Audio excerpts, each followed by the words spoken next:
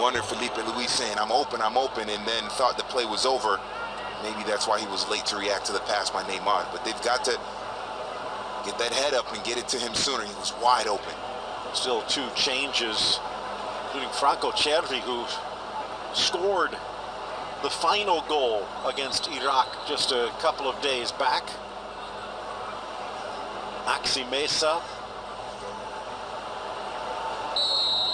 So maybe still something left for Argentina with 7 minutes left. And as you said for Chiche, 84th minute now. And he's only taken 2 players off. With talent on the bench, I don't understand that you have Lucas Moura, who is out there with pace that can run at the defense, not afraid to go one-on-one. If you want someone to replace a Coutinho or Arthur, you have a Renato Augusto, who is someone that Chichi trusted a lot in World Cup qualifying. And they played very well. And Wallace and Fred. Yeah. They called Lucas Moura back into the mix. Yep. So it's definitely a head scratcher. Samiro. Oh, so close. Looked like it might have taken the slightest of deflections. And it almost nestles into the corner. Spins off the backside. And almost in at the back post. Oh, Romero was frozen. He was leaning to his right. That ball going to his left. Unfortunate for Brazil. Very fortunate for Argentina. From the corner, cleared Otamendi. Top of the box, Miranda.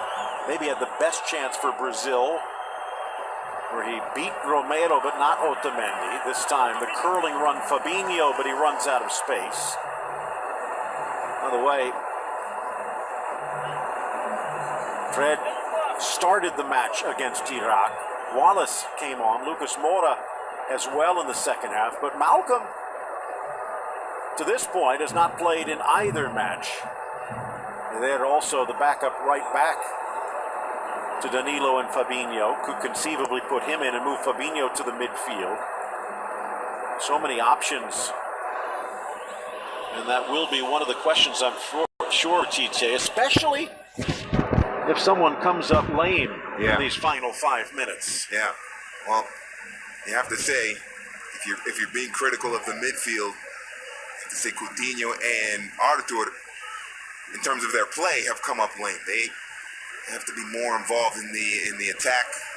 I guess they've done their job defensively. They haven't had to worry too much about any threat from Argentina down the middle. So, driven across Acuna. Felipe Luis just plays it safely out. It's going to be a corner kick for Argentina. At the moment, just their second. 19 shots, but only 3 on goal. Possession increasing now, 63% Brazil, but the scoreboard is level.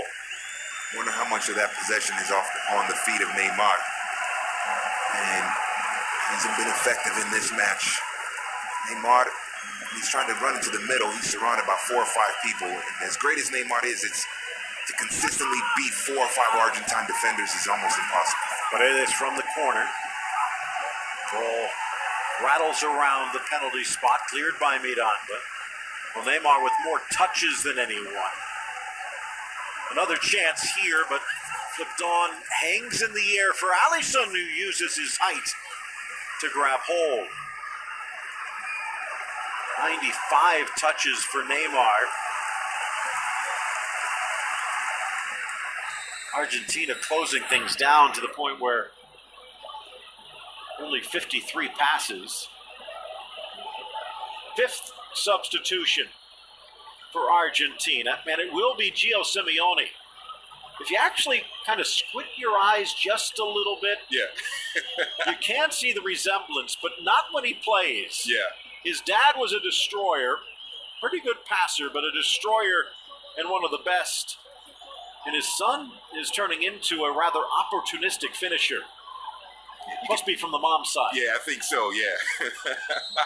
Mom probably played striker in her days. Yeah. So Icardi leaves, Simeone in.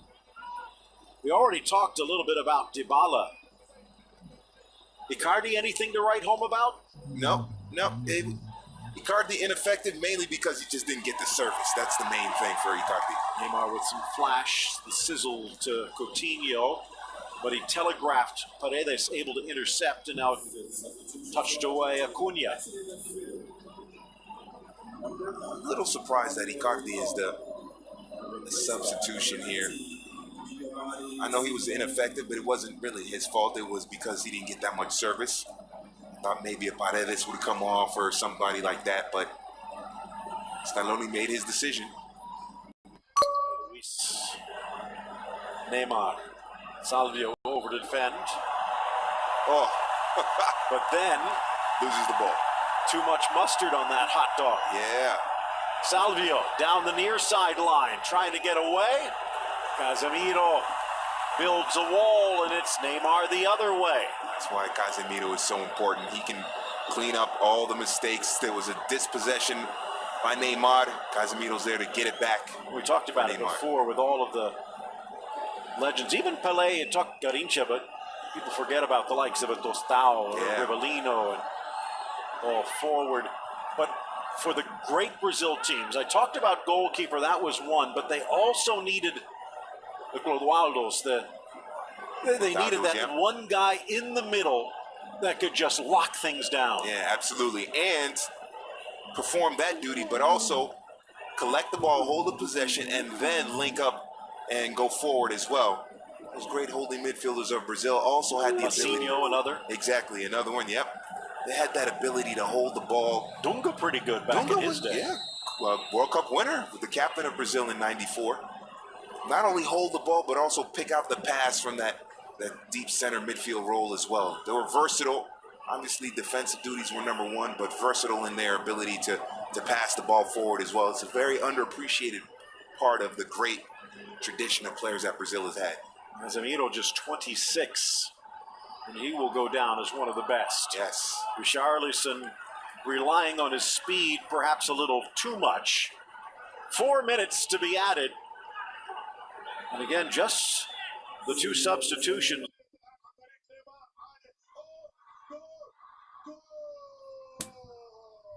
Ready.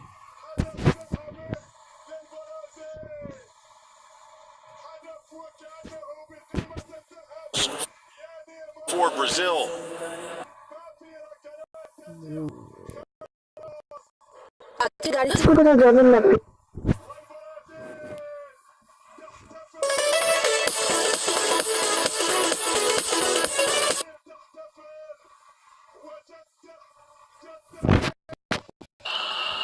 Sails high in the air, and it's 6'3", Sergio Romero.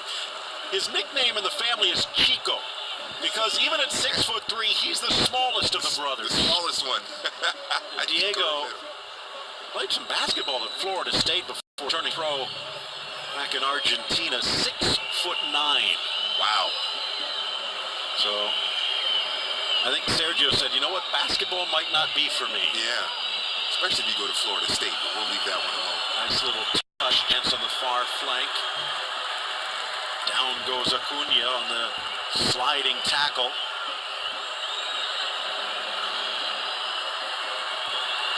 Near side Neymar, things open up just a bit. Tries to get around Sarabia, blasts it in, and it rattles away off Petzela. Sarabia, excellent job on Neymar. It was going to be tough for Neymar to get a service into the area. There's only one other attacking player joining him.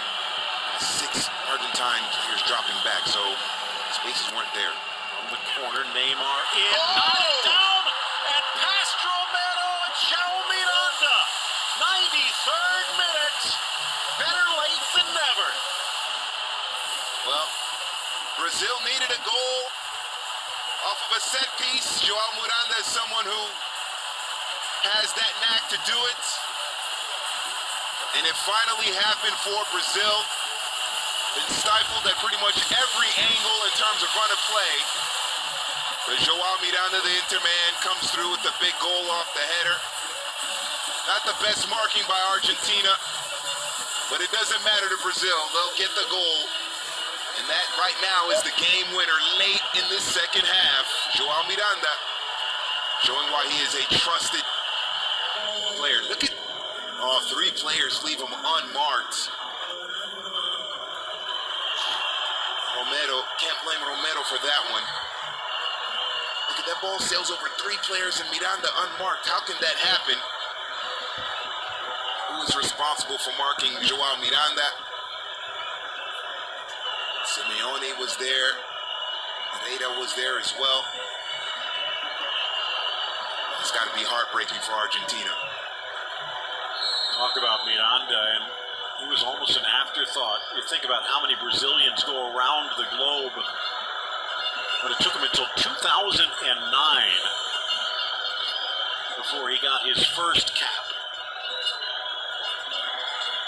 He had the likes of Luisao and it's Nielsen, even Roque Jr. was in the mix back then, the emerging Thiago Silva, David Luiz, tail end of Aldair, etc. Lucio, remember him? Yes.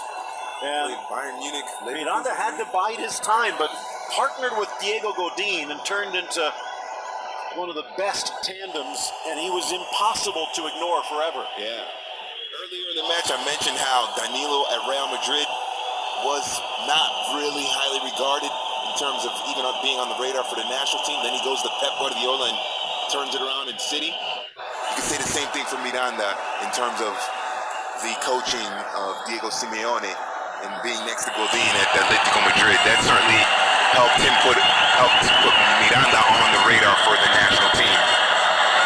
This is his 3rd international goal for Miranda, and it will win this Super Classico against Argentina, bar a goal in the final seconds the other way. Scored against Colombia back in 2016 and back in March against Russia.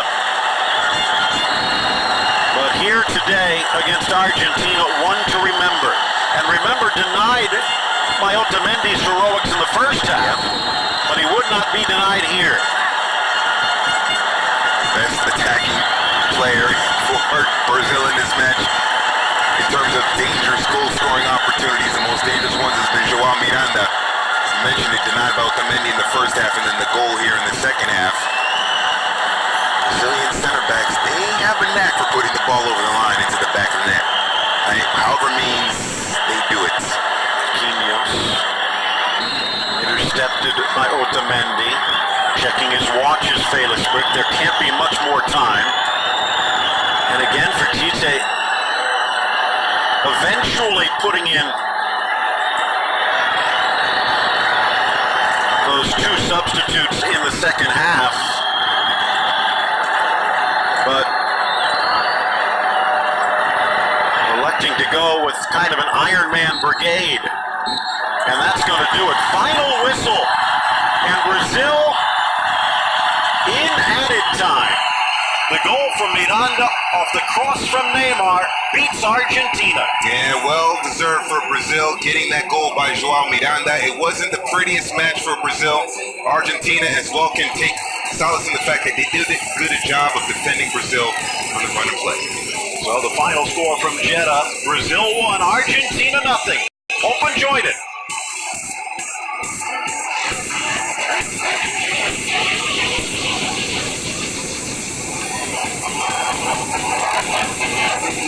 Gracias.